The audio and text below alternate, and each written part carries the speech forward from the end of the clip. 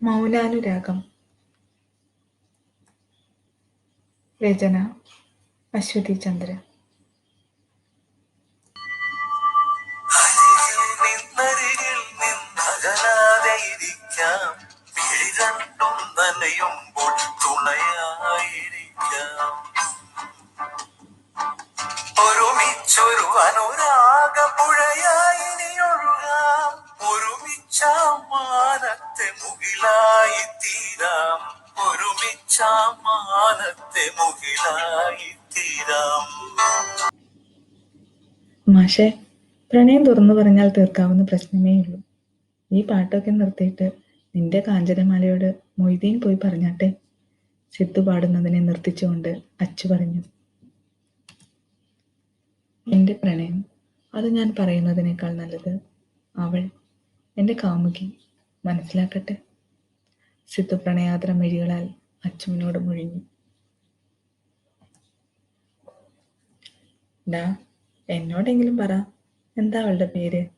കാണാൻ എങ്ങനെയുണ്ട്? ഞാൻ കണ്ടിട്ടുണ്ടോ? ബന്ധുവാണോ? അതോ നമ്മുടെ ക്യാമ്പസിലാണോ പുള്ളിക്കാരി?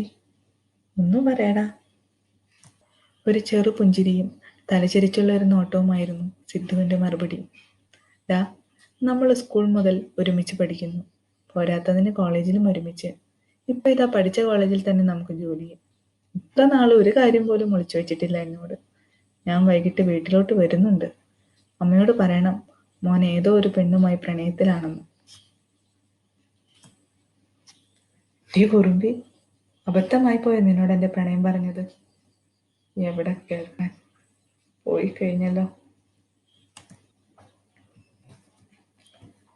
അശ്വതിയുടെ മിഴികളിൽ നിന്നും നീർക്കണങ്ങൾ ചാലിട്ടൊഴുകി.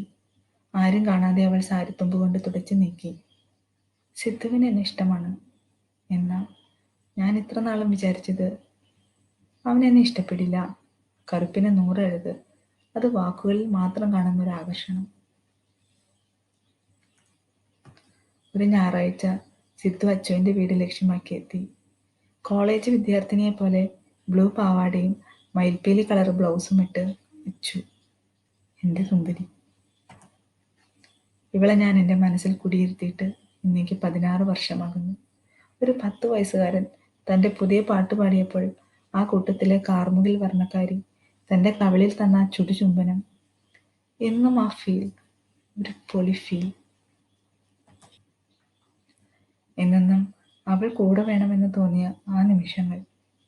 ഓഹ്, ഇവിടെയാണ് ഞാൻ പ്രണയിക്കുന്നത് എന്ന് എങ്ങനെ പറഞ്ഞു മനസ്സിലാക്കാൻ? നിന്നെ ഇഷ്ടമാണ്. ഈ വാക്കുകൾക്ക് ഇത്രയേറെ കാഠിന്യമുണ്ടോ? എൻ്റെ കൃഷ്ണ, എന്നിൽ കനിയണേ. സ്വപ്നത്തിലായിരുന്ന സിദ്ധുവിനെ അച്ചു ചുമലിൽ തോണ്ടി വിളിച്ചു. ഡാ, ഞാൻ അമ്പലത്തിലോട്ടാ, നീയും വാ. ഇന്ന് പിറന്നാൾ സമ്മാനമില്ലേ എനിക്ക്? ഉണ്ടല്ലോ, നീ വാ. കുറുപ്പേട്ടൻ്റെ കടയിൽ നിന്ന് ഒരു ചായയും ഒരു പരിപ്പുവടയും പോരെ നിനക്ക്? അല്ലെങ്കിൽ തന്നെ വരുന്ന ആലോചന ഒന്നും ശരിയാകുന്നില്ല. ഇനി ഞാൻ കുറുപ്പേട്ടൻ്റെ കടയിൽ പോയി കഴിക്കാത്തതിൻ്റെ കുറവേ ഉള്ളൂ. ഒരു കൂട്ടർ ഇന്നും വരുന്നുണ്ട് പോലും. വൈകിട്ട് വരുന്ന അമ്മ പറഞ്ഞേ. വരട്ടെ, കാണട്ടെ. പെൺകുട്ടി കറുത്തിട്ടാ, അതുകൊണ്ട് ചെറുക്കൻ വീട്ടുകാർക്ക് ഇഷ്ടായില്ല എന്ന് ബ്രോക്കർ പറയും. ഇതാ സ്ഥിരം ഏർപ്പാട്. എനിക്ക് മടുത്തു സിദ്ധു ഇങ്ങനെ ഒരുങ്ങി കെട്ടി നിൽക്കാൻ. പല രണ്ടാം കെട്ടുകാരും വരും. ആ, വാ, നമുക്ക് വേഗം അമ്പലത്തിൽ പോയി വരാം. ആ ചെക്കൻ്റെ വീട്ടുകാർ പതിവ് ഡയലോഗിന് വിപരീതമായ ഒരു ഉത്തരം നൽകി. അവർക്ക് പെൺകുട്ടിയെ ഇഷ്ടമാണ്. വേഗം ഒരുങ്ങിക്കൊള്ളൂ വിവാഹത്തിന്. അങ്ങനെ ആ ദിവസം എത്തി. അച്ചുവിൻ്റെയും കണ്ണൻ്റെയും മോതിര കല്യാണം. രാവിലെ അച്ചു സിദ്ധുവിനെ കാണാനായി ഓടി നടന്നിട്ടും സിദ്ധുവിനെ എങ്ങും കണ്ടില്ല. എല്ലാവരോടും ചോദിച്ചു, ആർക്കും അറിയില്ല. ഒടുവിൽ അച്ചു സിദ്ധുവിന്റെ വീട്ടിലെത്തിയപ്പോഴാണ് അറിഞ്ഞത് അച്ചുവിനെയും തേടി സിദ്ധു അവളുടെ വീട്ടിലുണ്ടെന്ന്. അവസാന മണിക്കൂറിൽ അച്ചുവും സിദ്ധുവും വീണ്ടും കണ്ടുമുട്ടി. മിഴികൾ 4 നീറനണിഞ്ഞു. സിദ്ധു കൈകൾ വിരിച്ചു പിടിച്ചു. അച്ചുവിനെ നോക്കി വീണ്ടും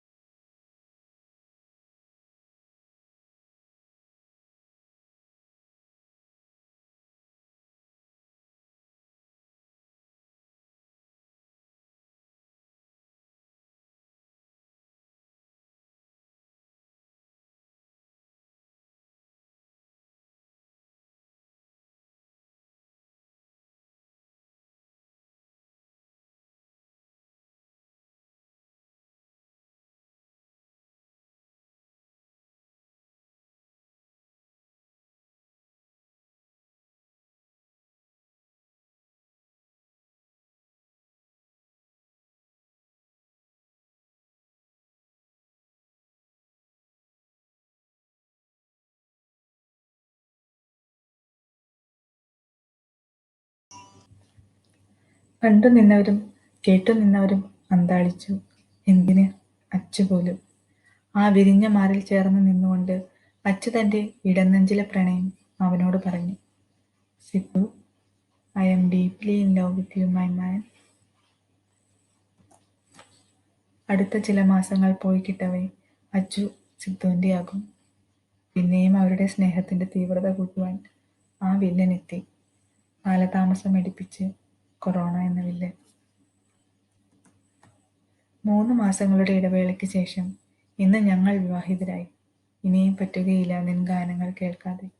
അതെ, ഇനി ഈ അച്ചുവിന് മാത്രം സ്വന്തം സിദ്ധു എന്ന ഈ ഗായകൻ.